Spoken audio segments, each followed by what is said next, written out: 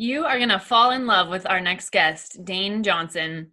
He is incredible. At 26, he was one of the top models in the industry, featured in magazines all over the world. He was on top of the world until life came crashing down with a major, life-changing, almost life-ending battle with Crohn's and ulcerative colitis. He has come full circle by getting to the root cause and healing holistically through fixing the gut, nutrition, and unbreakable mindset. After years of personal experience, a degree in holistic nutrition, and over 10 years in the wellness space, Dane is now a leading practitioner in the holistic community, the CEO and founder of Crohn's Colitis Lifestyle, and co-founder of eFund Your Health, and coaches clients all over the world who are going through what he did and has helped heal severe life-threatening battles with Crohn's, no matter what age or culture. What I love about Dane is he is so passionate, so humble, and so kind, and so inspiring, and I know this is going to inspire you. I invited him on this summit for a few reasons: to help you understand food addiction, the gut-brain connection to emotional eating, and most importantly, to show you that no matter who you are, whether you label yourself with emotional eating, depression, a life-changing disease, fill in the blank, it's the label that we give ourselves is what is keeping us stuck. Words and thoughts and the story we tell ourselves are more powerful than you realize. So I can't wait to get into this one. So Dane, welcome to What We Crave. Thank you, Errin, and that was an amazing introduction, making me look good out here. Hey, it's all this is just who you are. You're just a rock star. So I'm trying, right? I'm trying. Thank you. That's amazing. I'm so grateful to have you here with us, and I can't wait to jump in. And I'm sure everyone is ready too. So tell us how you got here. Yes. So for everyone out there, I had this lucky thing happen in my life where I was raised in the middle of nowhere in Virginia, moved out to LA, and I got signed with a large modeling agency to take pictures for a living as a young teenager going into his adulthood. And it was an amazing experience. And I started traveling the world and taking pictures, all that. Well, I think it was about 3 or 4 months after I got signed that I had my first major flare back then, ulcerative colitis.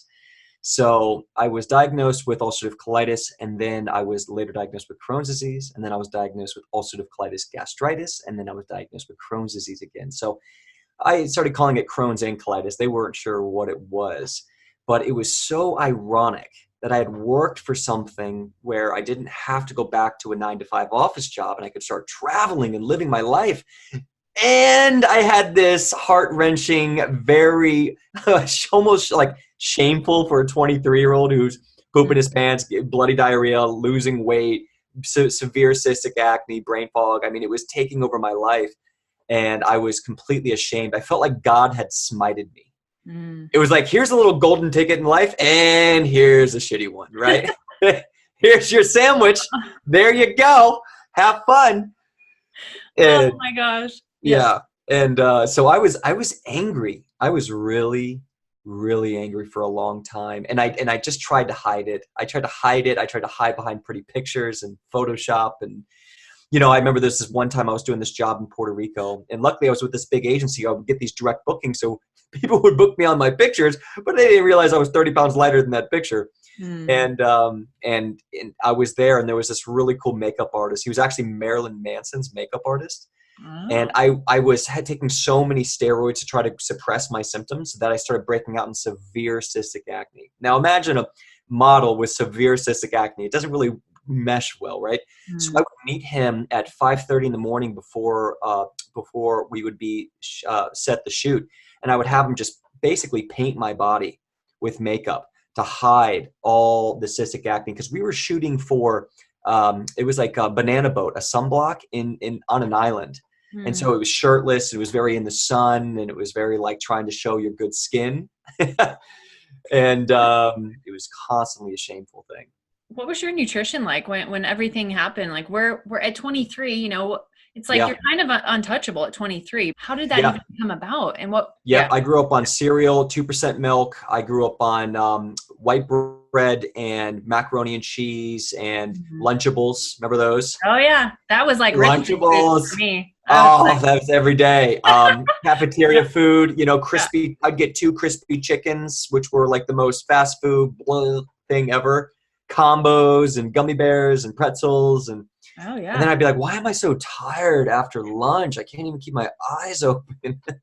You wonder. You wonder. And well, Yeah. but still at that age, again, you're still thinking, it's just how it is. Like Oh, this yeah. is food. This is nutrition. That's all we know, right? Yeah, yeah, it's a free Yeah. ticket when you're 19. I mean, when I was 19, I just wanted to be cool. I wanted to chase girls. I wanted to lift weights. I wanted to travel the world. I wanted to, have some money in my pocket, and I wanted to watch movies till 3 a.m. Yeah. and just go hang out with my buddies. I wanted nothing to do with nutrition. Right, because that wasn't cool at the time, right? Yep. What did the doctors say? Like, did they have an Yeah, answer this for you? this is a great question. And anyone who relates with Crohn's, colitis, diverticulitis, celiac, any of these gut health issues, and I know a lot of other practitioners were not really into natural medicine. I would have done anything. I would have taken anything except the surgery. But I went immediately on prednisone, Lialda, and then I went immediately on 6-MP and immunomodulator. So I was doing whatever I could to not deal with it and just to get the drugs to give me back my life. So I was totally green lighting symptom suppression. And I wanted nothing to do with a diet change. I wanted nothing to do with holistic medicine. It sounded like complete voodoo to me. Right. I Always was raised in Virginia. We right. ate what we want. There was no sickness in my family. We were just symptom suppress, symptom suppress, symptom suppress. Right. So no, I was not born into any kind of natural medicine whatsoever. And isn't it ironic how with poor nutrition we think that's giving us life. Like that's my life. Yep. When really it literally took it away from you, which is so Yeah. ironic. And then real nutrition gives you back your life. It's just a phenomenal thought when we're at that age, right? Oh, and that's something that's going to be the hardest for anyone out there who's listening to this. One of the hardest things to do is to rewire your perspective. It's not something you can just hear. This conversation might be a catalyst to ignite your change, but it really comes from within, and it's a conditioning. It's a conditioning where you start changing, that sacrifice into an investment, Right. into a freedom. Like, this gives me freedom instead of this imprisons me. It's one Right. of the hardest things to change. It's like, I don't want to give up my milk. I don't want to give up my bread. I don't want to give up my soda. I don't want to give up my beer. Right. And it's like, no, I want to take back my freedom. I want to take back my youth. I want to take back my glowing skin. I want to take back my vigor for life.